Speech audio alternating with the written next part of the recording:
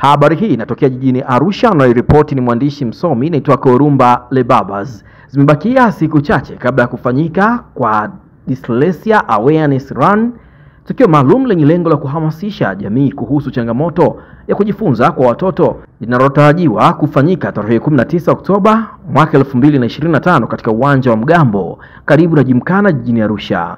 Mbio hizo zilizobeba kauli mbiu ya kimbia nasi kusaidia watoto wenye changamoto kujifunza zinatarajiwa kuvuta washiriki kutoka makundi mbalimbali wakiwemo wanafunzi, wazazi, walimu na wadau wa elimu.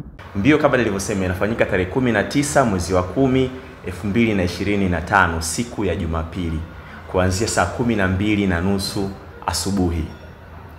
Tuje kwenye mahali tunafanya mbio hizi, panaitwa uwanja wa Mgambo karibu na Gymkhana, ni hapa jijini Arusha. Kwa hiyo hapo ndipo tutafanya mbio hizi na ndipo ambapo tulifanya pia msimu wetu wa kwanza. Kwa hiyo location yetu imebaki kuwa ni ile ile. Tukitoka kwenye upande wa location tuje sasa tuseme kauli mbiu. Kauli mbiu ya msimu huu wa pili wa mbio zetu tunasema tunakwenda kupaza sauti zetu. Umeona tunasema kwamba raising the volume. Hiyo ndo kauli mbiu. Sasa niseme tu kwamba tunapaza sauti kwa ajili ya changamoto hii ya kujifunza ya dyslexia pamoja na changamoto nyingine pia ambazo tunasema zinawiana au zinaendana na changamoto hii ya dyslexia. Kwa hiyo tunakaribisha watu wote kwa ajili ya kupaza sauti zetu. Ukija ukikimbia na sisi, maana yake umeshiriki nasi kupaza sauti zetu.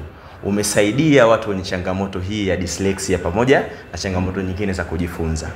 Sasa hiyo tarehe 19 mwezi wa 10 2025 tutakuwa tuna package mbalimbali kwa ajili ya wakimbiaji. Kwanza kabisa tuna kilomita 10, tuna kilomita 5, lakini pia tuna kilomita 2.5. Sasa hapa kwenye kilomita 10 na kilomita 5, kwanza kabisa nionyeshe ili muweze kuona, ndugu waandishi wa habari, na watu iwafikie hii. Tuna medali nzuri sana kwa ajili ya washiriki. Hizi tunaziita finishers medals. Hizi kwa ajili ya washiriki wa kilomita 10 pamoja na kilomita 5. Mwana watatunukiwa hizi.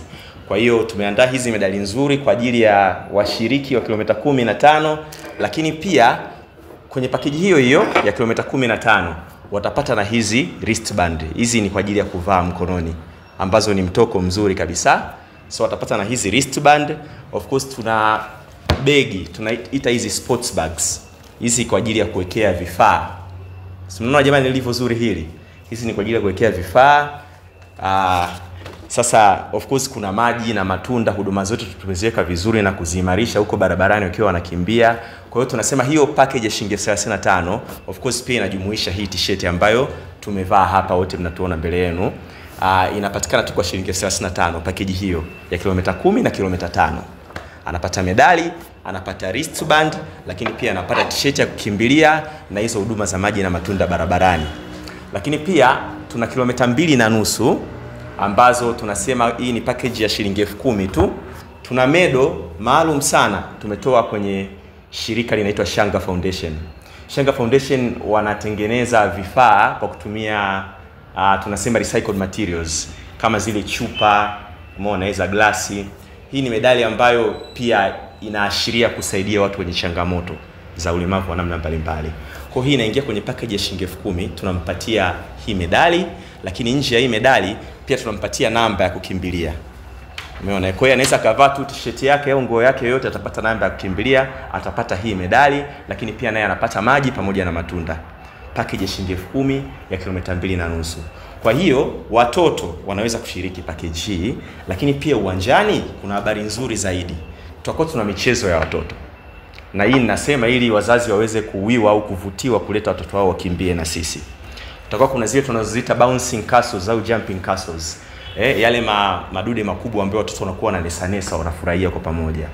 Kwa hiyo watashiriki pia kwenye hiyo michezo.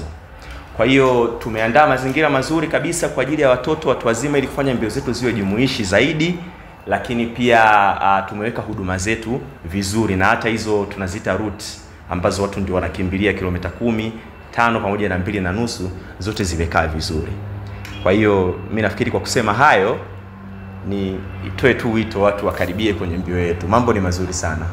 Kwanza ni ili kuweka mambo vizuri zaidi.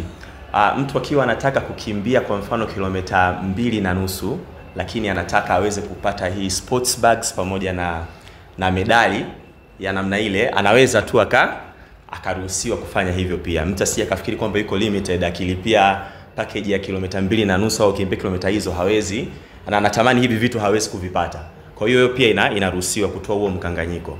Lakini pia habari nyingine nzuri zaidi ambayo ningependa kuwapa sasa hivi, mkimbiaji maarufu ambaye siku za karibuni ametoka kushinda medali ya dhahabu kwenye mbio za Tokyo, mbio kubwa sana za kidunia, Alphonse Felix Simbu ndio atakayekuwa mgeni rasmi katika msimu wa pili wa mbio zetu za dyslexia awareness. Lakini pia tuna mkimbiaji maarufu sana anaitwa Gabriel Geyai ambaye amekuwa akifanya vizuri katika medani za mbio za kimataifa, naye atashiriki kwenye mbio zetu za msimu wa pili wa dyslexia awareness. Kwa hiyo hao wote wameamua kusupport jamii, na hii inaonyesha ni kiasi gani watu wanaitikia mbio hizi za dyslexia awareness. Sisi kama taasisi tunakuza uelewa. Tunasema kwamba watoto waangaliwe katika uwezo wao, ni uwezo upi wanao. Sio kwamba wanaweza kucram taarifa ngapi kichwani kwao. Basi tunakuza uelewa kupitia njia mbalimbali. Tunakuza uelewa kupitia talent show, tunakuza uelewa kupitia njia yetu ya shule ya mtandaoni inaitwa Dyslexia Awareness School, online school, ambayo inafanyika kila Jumanne saa 2 jioni, na ni bure kabisa, mtu halipi, unajiunga tu na bando yako, ni Zoom, unaingia pale unajifunza. Tuna wataalamu kutoka nchi mbalimbali, Tanzania, Kenya, Uingereza, kila sehemu, maana ni shule ya mtandaoni.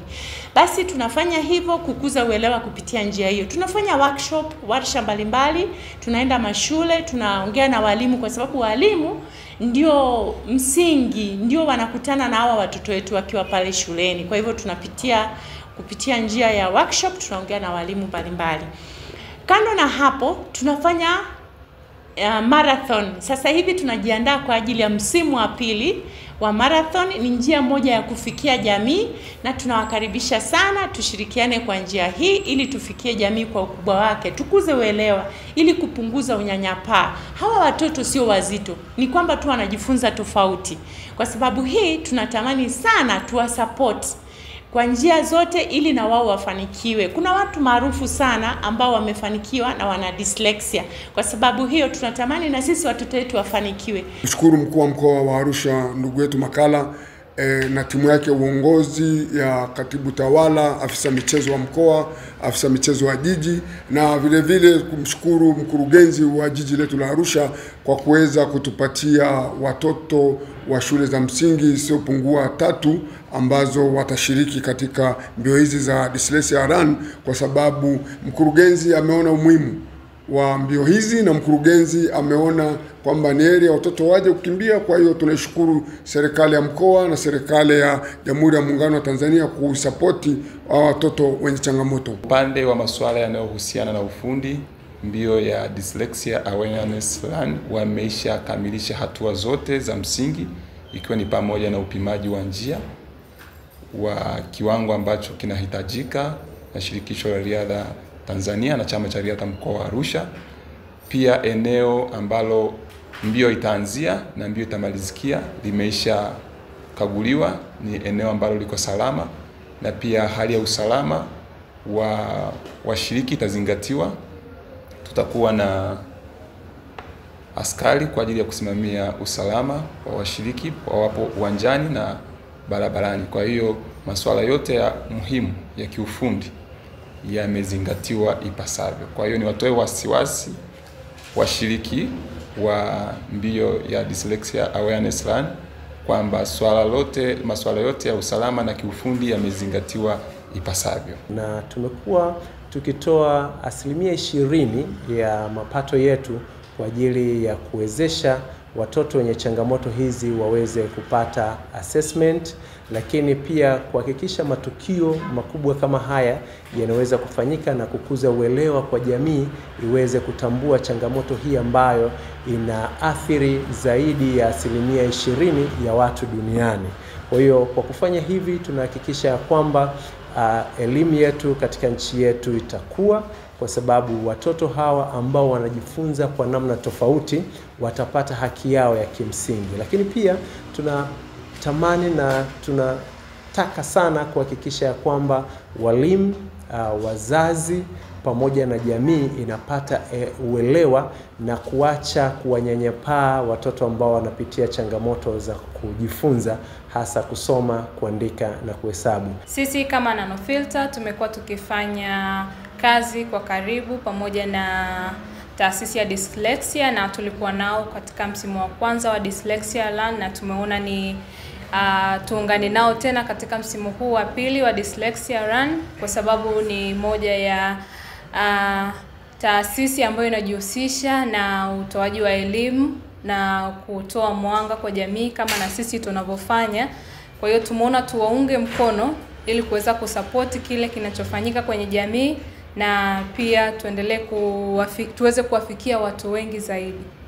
Kwa maendeleo ya sekta ya utalii na huduma za hoteli nchini, Parrot Hotel iliyopo Kaloleni katikati ya jiji la Arusha ni fahari ya Tanzania. Ina bwawa la kisasa la kuogelea na kupumzika kwa watu wa rika zote, mapokezi yenye ubora. Hapa utapata kahawa safi na vinywaji baridi vya kila aina, lifti za kisasa za kupeleka kwenye floor 13 zenye vyumba zaidi ya 100, vyumba vya kulala vyenye mazingira salama na tulivu, vyenye joto la upendo na baridi ya starehe, kumbi za mikutano zenye vifaa vya kisasa, mazungumzo ya kitaifa na kimataifa, sehemu nadhifu ya chakula yenye kuleta hamu, vyakula vyenye viwango vya ubora wa afya. Baada ya uchovu wa kutwa nzima, kuna baa ya kipekee kwa jioni yako ya kukumbukwa. Karibu Parrot Hotel kuonja ladha mpya ya maisha.